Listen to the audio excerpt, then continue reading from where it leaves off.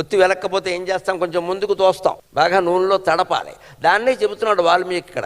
ముందు నీటిలో గంట సేపు తడిపిన ఒత్తి అయినా సరే, నీటిలో గంటసేపు పడిపోక ఒత్తి నీటిలో పడిపోయిందండి పొరపాటుని, మనం తీసేంత అయ్యో నీటిలో పడిపోయింది వెలుగుతుందా అనుకోకండి. దాన్ని ఏం చేయాలంటే బాగా పిండేసి నూనెలో 2 గంటలు తడపాలి. నీటి అణువులు పోయి నూనె కణాలు దానికి వంట పడతాయి, అప్పుడు అది ఖచ్చితంగా వెలుగుతుంది. అంతగా నీటిలో తడిసిపోయిన ఒత్తి కూడా నూనెతో కలవగానే వెలిగింది కదా. నూనె అనడానికి సంస్కృతంలో స్నేహం అంటారు. అందుకోసం వాల్మీకి చెప్పాడు, నువ్వు స్నేహం పెంచుకున్నావంటే తడి ఒత్తి కూడా వెలుగుతుందిరా, ఎందుకు వచ్చిన వెలగడాలి ఇవన్నీ. తడిపేసిన ఒత్తి కూడా స్నేహం పెంచుకోవద్దు, స్నేహం పెంచుకోవద్దు. ఎవరితోనైనా సరే ఎంతవరకు ఉండాలో అంతవరకు. అయిపోయింది, మీ గదిలోకి మీరు, మా గదిలోకి మేము వెళ్ళిపోయాం అంతే. ఇంకా అక్కడికి వెళ్ళి ఏకాంతంగా ఉండడమే లెక్క. వీతరాగ భయక్రోధక. అప్పుడు ఈ ఇష్టం వదిలేసినప్పుడు, భయం వదిలేసినప్పుడు క్రోధం ఎందుకు వస్తుందండి? క్రోధాన్ని కూడా వదిలిపెట్టడమే లెక్క. స్థితధీహి, వాడి బుద్ధి స్థిరంగా ఉంటుంది. కాబట్టి ఆయనంటే నాకు చాలా ఇష్టం అన్నాడు.